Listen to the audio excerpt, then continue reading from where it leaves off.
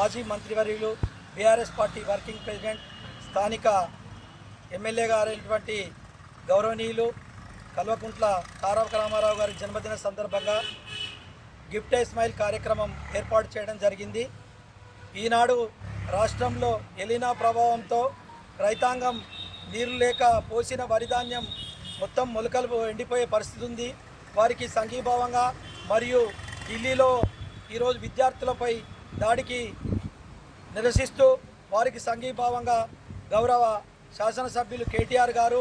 వారికి సంఘీభావంగా వారి 50వ జన్మదినాన్ని వేడుకలను ఎలాంటి నిర్వహించుకోవడం రద్దు చేసుకొని ఈరోజు మా బీఆర్ఎస్ శ్రేణులందరికీ కూడా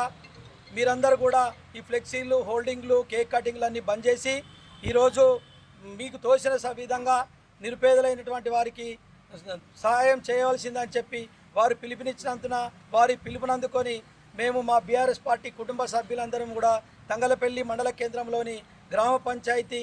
పారిశుద్ధ్య కార్మికులకు మాకు తోచిన విధంగా ఈరోజు బట్టల పంపిణీ కార్యక్రమం ఏర్పాటు చేయడం జరిగింది. ఎందుకంటే కరోనా కష్టకాలంలో వారి ప్రాణాలకు పలంగా పెట్టి మనందరం కూడా లాక్డౌన్లో ఉంటే వారి కుటుంబాలను దూరమై వాళ్ళు నిత్యము ఆ 2 నెలలు లాక్డౌన్ పీరియడ్లో వాళ్ళు ప్రాణాలకు పనంగా వాళ్ళు ఎంతో సేవ చేసిన జారు. మేము ఇచ్చిన బట్టలతో వారికి ఏం అది కాదు, చంద్రునికో నూలుపోగా కేటీఆర్ గారి జన్మదిన సందర్భంగా ఈ పంపిణీ కార్యక్రమం చేయడం జరిగింది. మీ అందరి ఆశీర్వాదంతో